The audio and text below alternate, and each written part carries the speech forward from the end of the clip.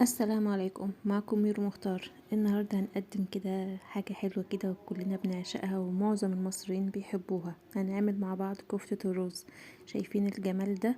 بجد حاجة كده تحفة وخطيرة، وهنقولك السر اللي خلاها ما تفكش مننا. شايفين طعمها جميل جدا وطعمها حلو. وكمان لو اطفالك ما بيحبوش اللحوم ممكن تعملها لهم بالطريقه ديت، هتقدمها لهم برضو هيستفادوا برضو من اللحمه. ممكن تقدمها لهم تعملها لهم كده بس من غير رز، يعني متقدمش جنبها رز، كفته بس كده مع البطاطس، تبقى وجبه رئيسيه وتبقى جميله جدا. شايفين من جوه عامله ازاي ومستويه وطعمها جميل جدا. يلا بينا بقى كده هندخل على الفيديو ونشوف التفاصيل بتاعتنا، ونبدأ ونقول بسم الله. معايا طبعا المكونات الرئيسيه بتاعت كفته الرز. معايا نص كيلو من اللحمه. طبعا هتروحي للجزار تقول انا عايزه لحمه اعملها كفته رز، وهو يعملها لك. 300 جرام من الرز المطحون الناعم، وشدت بقى خضره. انا عامله نص شبت على نص كزبره. ومعايا بصلايه، هي لو بصلايه كبيره تمام، لو بصلايه صغيره زي اللي عندي تبقى 2. وكم فص توم كده. هنجيب الكبة بتاعتنا هنحط فيها كده البصل بتاعنا. لو الكبة بتاعتك هتساعد ان البصل يطحن تحط ببعضه.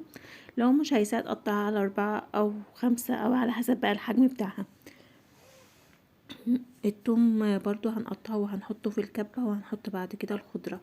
الخضرة ممكن تستعملي بقدونس بس، ممكن تستعملي كزبرة بس، ممكن تستعملي التلاتة مع بعض، تاخدي جزء من ده وجزء من ده وجزء من ده وتستعمليهم. انا طبعا ما لقيتش عند الست اللي بتبيع الخضره، ما لقيتش عندها بقدونس، فجبت كزبره وشبت. هضرب بقى الخضره دول كده مع بعض حلو كده، ضرب كده ناعم جدا.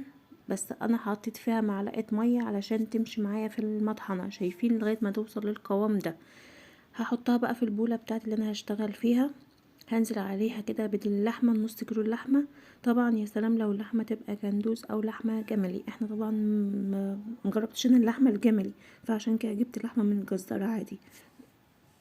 هنزل بالرز بقى وهنزل بالبهارات بتاعتنا. انا حطيت معلقه من الكمون، ومعلقه نص معلقه من الشطه، وكمان معلقه من الفلفل الاسود والملح والنعناع. عايزه تزودي بهارات زودي، عايزه تحطي البهارات السبعة حطي، بس كده بيبقى طعمها حلو. وانا استكفيت بكده. عندك كزبره ناشفه؟ انا جيت ادور على كزبره ناشفه ما لقيتش عندي، مش شرط يعني، هي كان كده طعمها حلو وكان طعمها مميز كمان. هعصق بقى او مش هعصق، هسمع كل المكونات دي مع بعض كده بايدي كده الاول، او ممكن على طول في العجان، او عندك لو مفرمة قوية ممكن تعملها في المفرمة بتاعت اللحمة او اي حاجة. او مثلا لو انت هتعملي كمية كبيرة تاخديها وتروحي للجزار وتخليه يفرمها لك عنده.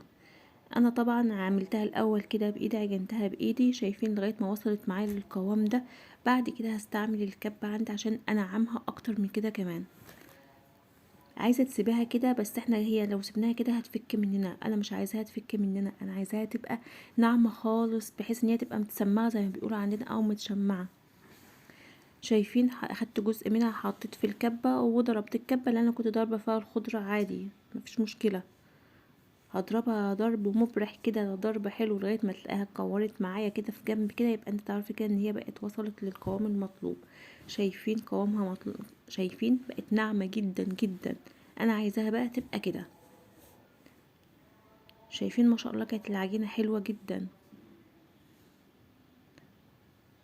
انا ما بعملهاش على طول بصراحه، كفته الرز دي ما بعملهاش، احنا بنعملها بالجمبري لما بيبقى متوفر عندنا في الموسم بتاعه، بنعملها بالجمبري. يعني الجمبري بيبقى حاجة تانية وطعم تاني خالص غير كفتة الرز او كفتة اللحمة زي ما بيقولوا عليها. هنصبعها بقى على حسب بقى ما انت حابة. انا طبعا هكبر الصبع شوية لان لسه هتنزل في الصلصة، او هنقليها الاول وهتكش مننا. شايفين ما شاء الله كان قوامها مظبوط معانا، ما بتفروتش مننا، ما بتتقطعش، العجينه متماسكه وحلو. هنشكلها بقى صوابع بقى على حسب بقى ما انت حابه، عايزه تشكليها كور شكليها، عايزه تشكليها صوابع، عايزه تكبر الصبع عن كده، عايزه تصغري الصابع، على حسب بقى ايه راحتك انتي. طبعا انا بخليها كده شكلها حلو كده وشكلها متساوي كده مع بعض.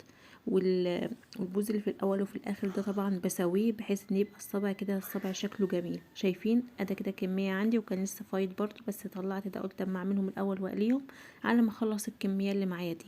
الكميه التانية انا عملتها كور صغيره.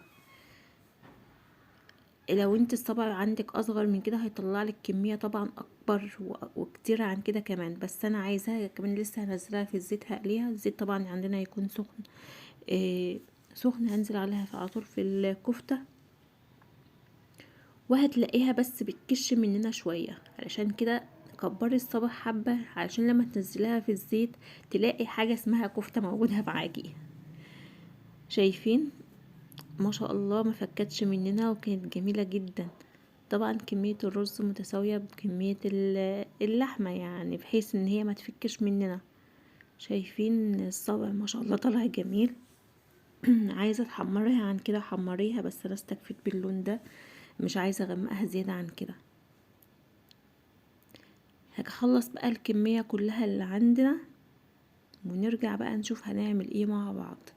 ولو انت كنت وصلت معايا لغاية هنا ما تنسناش من اللايك وشير وسبسكرايب للقناة، علشان اللايك بتاعك ده هو اللي بيدعم الفيديو وبيخلي الفيديو يطلع على منصة اليوتيوب. شايفين الكمية اللي عندي موجودة من نص كيلو ما شاء الله كانت جميلة. انا هنا عملتها على طبقين. واحد هعمله هطبخه والتاني هفرزه هسيبه بس لما يبرد وافرزه وعينه في الفريزر. هنا بقى معايا بقى هنا معلقتين زيت من اللي انا قاليه بهم الكفتة عادي مفيش مشكلة. هنزل بقى ببصلايه كده متوسطه على فصين توم هحمرهم كده لغايه بس ما يدبل معانا. هنزل بصلصه الطماطم والبهارات بتاعتنا. طيب البهارات بتاعتنا هتحط ايه؟ زي ما انا حطيت في الكفته هحط برضو في صلصه الطماطم فلفل اسود والشطه والكمون والملح، وكمان معلقه من السكر كبيره بحيث ان هي تعادل الحموضه بتاعه الطماطم وما تتعبناش. عايزه بقى تزودي بقى بهارات عن كده زودي، انا زي ما قلت لك البهارات دي لعبتك انتي وعلى حسب ما انت حابه. الطماطم هتغلي بس كده 5 دقايق على النار، وهنزل فيها بالبطاطس اللي انا مقطعاها مكعبات. اولادنا كلهم بيحبوا البطاطس اللي بالطماطم او بالصلصه، فاعملي لهم الوجبه دي. شايفين هنا بقى في تركية انا عملتها، عملت لها طشه تومه في الاخر خالص بعد ما خلصت الكفته. عملت لها كده ايه، تقليه بالتومه. كانت بجد طعمها وهم وكانت خطيره جدا. جربوا ان انتوا تحطوا التركية الاخيره دي، انا نسيت اصورها لكم واجيبها لكم بالفيديو، بس بجد الطعم والريحه كانت فظيعه. يعني تاكلي منها وهي طالعه كده من على النار كده. شايفين بقى القوام بتاعها بعد ما نزلت في الصلصة؟ طبعا هنحطها في الصلصة في اخر 10 دقايق بحيث ان هي ما تدوبش مننا خالص في قلب الصلصة الطماطم، وتسيبها بقى وتطفي عليها النار وهي تكمل سواها مع بعض. هتشرب من الطماطم اكتر وهيبقى طعمها حلو، وهتبقى جوسي كده وجميلة ما هيش مكتومة معانا. شايفين قوامها؟ بجد كانت حلوة. اتمنى ان انتوا تجربوها، ولو جربتوها وعجبتكم يبقى زي ما قلت لكم ما تنسوش تحطوا لي اللايك. اللايك ده هو اللي بيدعم الفيديو وبيخليه يبقى سريع الانتشار. وتقولوا لي كمان عايزين اعمل لكم ايه حلو في الفيديو الجاي ان شاء الله.